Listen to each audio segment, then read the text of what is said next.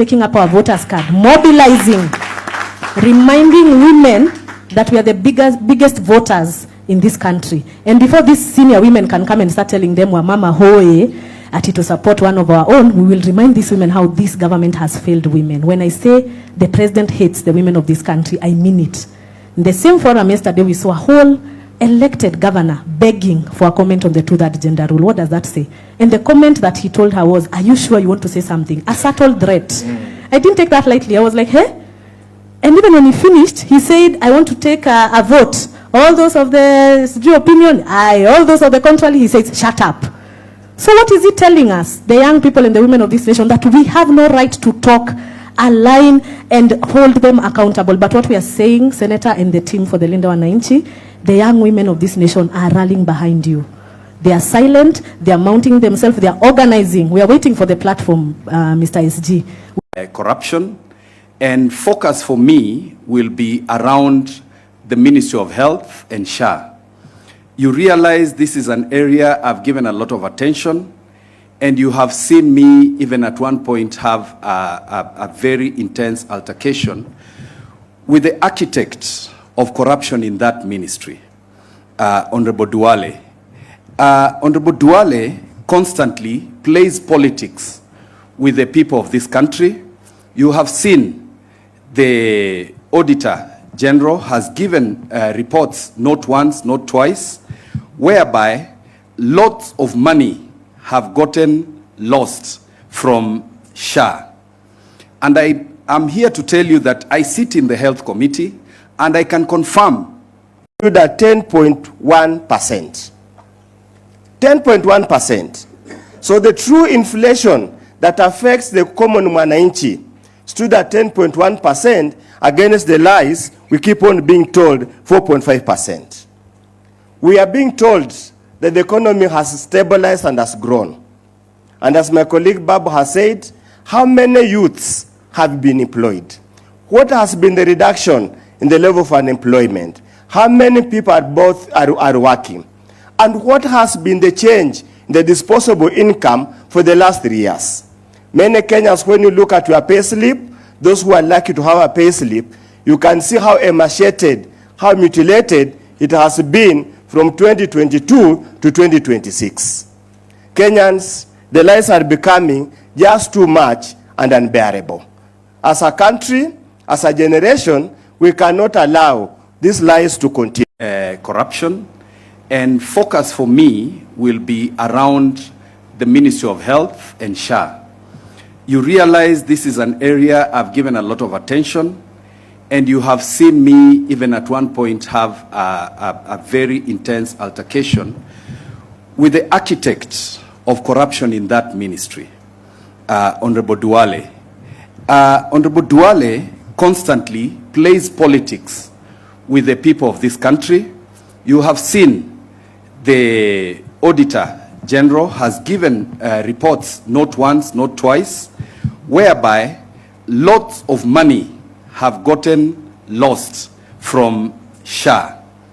And I'm here to tell you that I sit in the Health Committee, and I can confirm that we have a problem. We have a problem in the Ministry of Health, from personnel management all the way to how SHA is being run. We have what we call conflict of interest, particularly from the same architect of this looting, who is one of the chief suppliers in KEMSA. He is a provider of the system that has totally refused to work in SHA. And they are the people who ensure hospitals that do not exist or hospitals that do not offer services are the ones that are paid first. Hello, my fellow mad Kenyans. You know, yesterday we were called mad people by the head of state. Actually, us in the office of the Auditor General, who, by the way, continues to engage us and expose the lot and depth of this government. But you know, our president doesn't like being told the truth. He doesn't like it when we tell it to him that he's stealing that he's killing us, he's abducting us, and there's nothing he's delivering for this nation. No, he doesn't like that. Actually, yesterday, when they were forming another task force, because all this government does is form task force, committees, instead of actually doing the actual work that they're supposed to do. Akasema, all those of the support say aye. All those of the contrary opinion say, he literally told them, shut up, don't say anything. But that is who he is.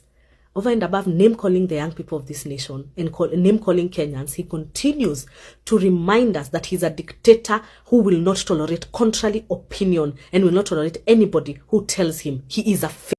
Team Sisi ndio Sifuna, if today has not proven to you that the candidate worthy of taking this Kasongo home is Senator Edwin Sifuna, I don't know what will prove to you. Kila mtu kwa hiyo meeting alikuwa na muaddress SG, somebody, that person. They can't even say his name. Juu wanaogopa wanaweza pata slip of the tongue waseme mimi ndio Sifuna. I cannot wait for Senator Sifuna's rejoinder tomorrow because itakuwa moto fire. Kama kuna mtu aliandika hiyo document, hiyo MOU, ni Sifuna mwenyewe. Yeye mwenyewe ndio anaweza patiana proper report of that 10-point agenda. Eish! Yani hadi tu Ayatollah Maheni. The only thing alikuwa tu anafikiria tu Sifuna. I guess kitu yake ilikuwa tu Sifuna. Musijali, Omwami atawajibu kesho. I was gonna applaud Cecily Mbarire standing up to the president and asking him about the 2/3 gender rule, but then I remembered she's had all this time to raise issues about women, and will be such a gender betrayal of me to celebrate mediocrity in women leadership. So umekuwa wapi sis? All these years umekuwa wapi? Sasa hivi venye tunaenda general election ndio sasa umekumbuka, oh my god, utanitetewa mama. Where have you guys been when young girls are being raped and sodomized and killed in this country? Where are you when Linda Mama is not working and women are stuck in hospitals? Where are you when women are losing their husbands and sons because this government has decided to continue abductions, killing and extrajudicial killings? Where have you been? Sasa ndio umekumbuka all of a sudden. Where have you been when the economy is doing so bad? Women are struggling to put food on their table for their kids and families. Hi, hapana. By the way, but don't worry, a new breed of women leadership is coming up. A breed that will stand by the women rightfully and fight for them. Because nyinyi mlinyamazishwa. The women movement in Kenya imekufa. Tunaonanga tu uko mkienda kuparediwa kwa mapodiums zenyu mkidance huko as if you're sex objects. Shame on you. Hata siwezi ongelelea hii 10-point agenda juu hakuna kitu ya maana wanasema huko KICC. Kenya tu imenikasirisha ni mtu kusema ati pesa ipotei. Na tumetoka kuambiwa leo na Auditor General 50 billion ya SHA. Nasikia boss lady Winnie Odinga amekataa na ufunguo za Capitol Hill. By the way, watu waende wajitafutie ofisi zao. Kwa nini mnataka kuingia kwa ofisi ya baba na hata hamrepresent interest zake? Leo nyinyi wote watu walinda tumbo kwa huko KCC wakipeana report yao fake ya the 10 points agenda, wanaipeana amongst themselves leaders. How? Hapo ndio tunajua it is them versus us. Wanalinda tu tumbo zao na karatasi. Evidence kwa karatasi hapa inasemaje? Hii report inastahili kupatiano kwa public. Musitali SG wa watu wanatupatia report ya 10 points agenda kesho wakiwa na timu yake. Ya kuko KCC leo political rejects. Yani Agnes Zani. Unasema mambo unatuambia infrastructure fund is a very good fund. Shame on you, you are embarrassing women in this nation. Hata una adabu. Nimetoka kuona video ya Governor, His Excellency Governor Mutula Kilonzo akiwa kwa mazishi ya the late Morris Kioko. He was an OCS, I think, that was serving in Suba North, where Honorable Bad Girl Mill is from. So also Millie Odhiambo alikuwa kwa hiyo mazishi. And first and foremost, before I go to the context of his message, I want to appreciate Governor Mutula Kilonzo because of the kind of reception we got in Makueni. And I say this because this is a governor that ensured we had a very peaceful engagement with the people of Makueni County, Kaiti constituency. Hadi wa mawaziri wake walikuwa part of us. They hosted us as well. They fed us. Tukabai maembe. Nakula maembe ukambani. We have still not recovered.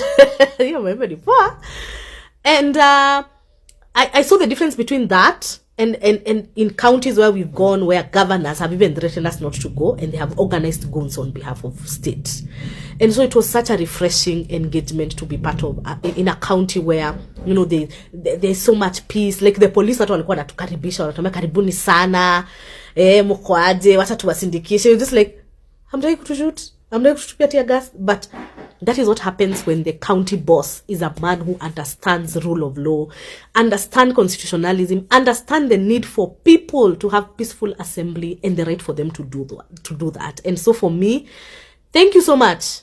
Thank you so much, Your Excellency. I hope you video kufikia. Asante sana Governor Mutula Kilonzo Jr. You like your people were amazing, and you could feel the presence of Wiper in the crowd, the presence of Honorable Kalonzo Musyoka. Now let me go back to what Governor Mutula Kilonzo Jr. said in front of me. Alimwambia vizuri sana. We as Wiper have been your friends for the longest time. The Kamba people have showed up for Baba in 97% and above. We show up in terms of votes and standing with him and supporting him. We have never abandoned him. We have never let him down. We have stood with the ODM party. And it is very sad. This is now Governor saying it's very sad what we are seeing happening to the party of our late friend who we loved and supported and stood by. Akakumbusha Mili, ukumbuke hata kuna wakati our party leader sasa Kalonzo alifanya decision ambayo inawaumanga hadi wa leo, but they still accepted his decision and supported him because that is what Baba wanted when he chose Martha Karua as a running mate. The Kamba people did not protest. They did not have a protest vote. They still showed up for the election and voted for the Azimio coalition candidates, right? Akaambia Mili aende ambia watu wake huko Luo Nyanza wako na deni ya Wakamba, wako na deni yao. And they feel very sad seeing the division within the ODM party, a party that has always stood for democracy and constitutionalism, a party that has been entrenched and with foundation ya demokrasia, foundation ya kutetea watu, foundation ya, you know, like kuna maadili ya ODM inajulikana, si hii ingine yenye saa hii tunaona ya Linda Tumbo. And I want to say, Governor, much respect man. Bad girl Mili, peleka ujumbe huko kwa sababu at the end of the day, if your people are not willing to continue the legacy of Baba, his soldiers from all over the country, Baba had friends everywhere, in Mount Kenya, in Ukambani, in the coast region, kila mahali, as SL counties, kona marafiki kila mahali, and all of them are watching you guys. And Baba was not a Luo Nyanza leader only, he was a national leader. And everybody who recognizes that, and everybody who resonates and aligns with his values and what he stood for, we're going to rise up and ensure his legacy still lives on. Sawa sawa, sisi ndio Sifuna babu kwa sababu Linda Mwanainchi. Hamukudisho, Professor Anyang' Nyong'o alituandikia a whole newspaper. Anyang' Nyong'o newspaper, chief injector. Katupatia the history ya ODM. Do you know it has taken me 3 days to read that post. 3 days nasoma nimeachia hapa na bookmark, narudi the next day nasoma. In other words, kwa ambao wapendi kusoma, amesema one time na sisi ndio Sifuna. Come over, back it up. Come over, back it up. Come over, back it up.